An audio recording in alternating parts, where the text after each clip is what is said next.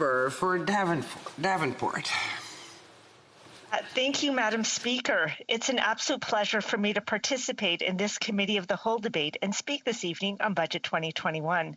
I will be focusing most of my remarks on how our budget has a number of measures to help small businesses, and in turn, how this is good for our recovery and economic growth moving forward.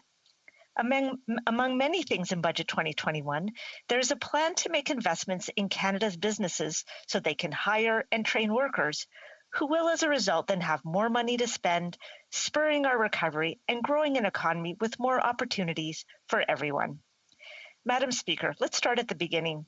An essential part of Canada's fight against COVID-19 has been the unprecedented federal support for Canadians and Canadian businesses. This support has helped millions of families in the depth of this crisis. 1 in 4 Canadians was receiving federal COVID income support. The Canada Emergency Wage Subsidy, currently set to expire in June 2021, has helped more than 5.3 million Canadians keep their jobs and provided more than $79 billion in support to the Canadian economy.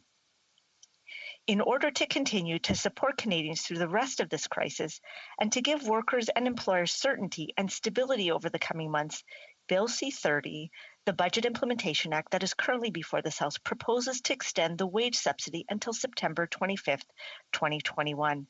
It also proposes to gradually decrease the subsidy rate beginning July 4th, 2021, in order to ensure an orderly phase out of the program as vaccinations are received and as the economy reopens. Extending this support will mean that millions of jobs will continue to be protected.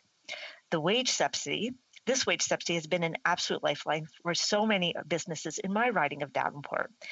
For many of the artistic and cultural organizations, such as the House of Anansi, an iconic Canadian publishing house, to businesses such as Teixeira Accounting Firm, one of the many small businesses that serve the local community. Madam Speaker, another key support for our small businesses has been the Canada Emergency Rent Subsidy and the lockdown top-up support that has helped more than 180,000 organizations pay their rent, mortgage interest, and other expenses. The rent subsidy provides eligible organizations with direct and easy-to-access rental support. An important aspect of this support is that it is accessible directly to tenants and landlords. This program is also scheduled to end in June 2021. But in order to help Canadians weather the remainder of this crisis until the recovery, they need continued support. As in the case of the wage subsidy, Budget 2021 proposes to extend the subsidy for the rent and the lockdown support until September 25th, 2021. It also proposes to gradually reduce the rate of the subsidy for the rent to ensure the program's orderly phase out as vaccination continues to be rolled out and the economy reopens. Again, these emergency supports have been tremendous lifelines to many businesses in my riding of Davenport, from hair salons to small theaters to many of the restaurants across my ridings, among many other types of organizations and businesses. There is no way they could have survived without these supports, and I know they're so grateful for this ongoing support, although I will say they are so excited at the prospect of opening up sometime soon. Madam Speaker, let's move on to speak to supports contained in Bill C-30 that will assist small businesses succeed moving forward. So some of the new programs we're proposing. In order to provide further support to our small businesses, Bill C-30 proposes the new Canada Recovery Hiring Program for eligible employers that continue to experience qualifying declines in revenues relative to before the pandemic and who need help with restarting. This proposed program would provide an alternate support for businesses affected by the pandemic to help them hire more workers as the economy reopens. The proposed program is designed so that the rates for both the wage subsidy and the hiring program will slowly decrease over time, creating a strong incentive for employers to begin hiring as soon as possible to maximize their benefit. For businesses that have been hardest hit by the pandemic, hiring the workers they need to grow is a cost they may worry about taking on. The government wants these businesses to be able to recover and grow by hiring more people so that workers are at the forefront of our recovery. The proposed Canada Recovering Hiring Benefit will offset a portion of the extra costs employers take on as they reopen, either by increasing wages or hours worked or hiring more staff. This support would only be available for active employees and would be offered from June 6th to November 20th, 2021. The aim is to make it as easy as possible for businesses to hire new workers as the economy reopens. Mr. Speaker, it is obvious that Canadian businesses must adopt new technologies and go digital to meet the needs of their customers and remain competitive. The pandemic has precipitated the digital transformation of the economy as businesses, workers, and consumers increasingly do business online. To spur recovery, jobs, and growth, the federal government is launching Canada's Digital Adoption Program, which will create thousands of jobs for young Canadians, in addition to helping up to 160,000 small and medium-sized businesses to adopt new digital technologies. This program will offer two components of support to businesses. Eligible shopping street businesses will receive microgrants to help offset the costs of the digital switchover and gain digital trainer support from a network of 28,000 well-trained young Canadians.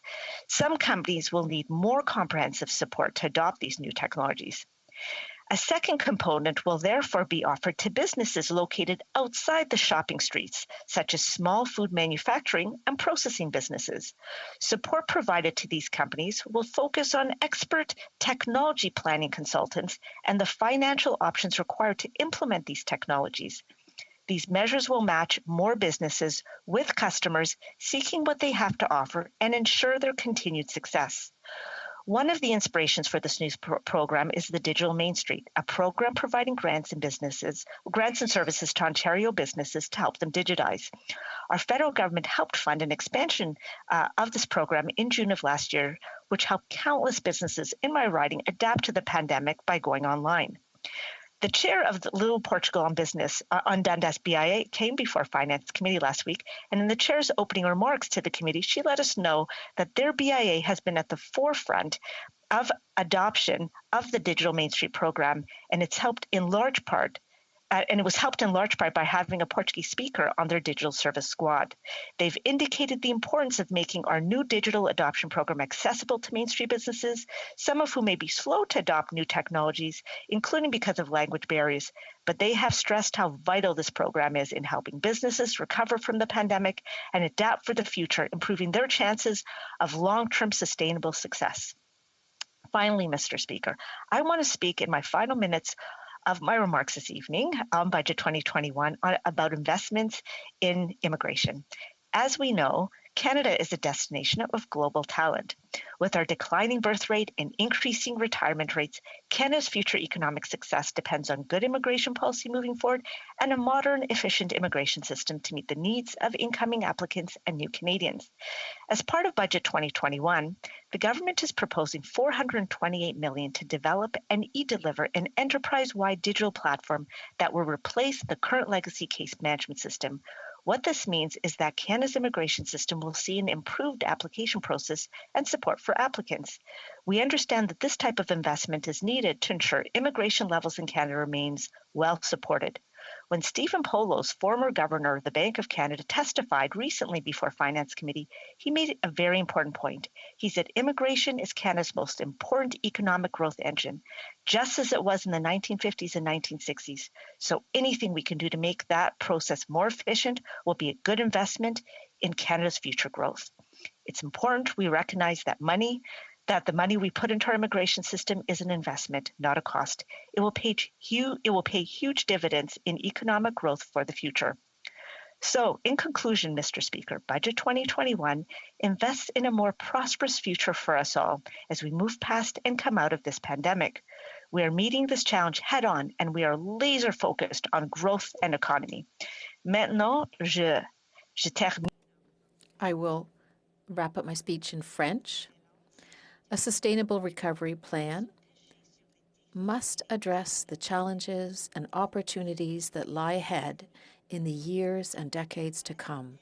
It must be driven by a growth strategy that builds on the unique competitive advantages of the Canadian economy and ensures that Canada is well positioned to meet the demands of the next century.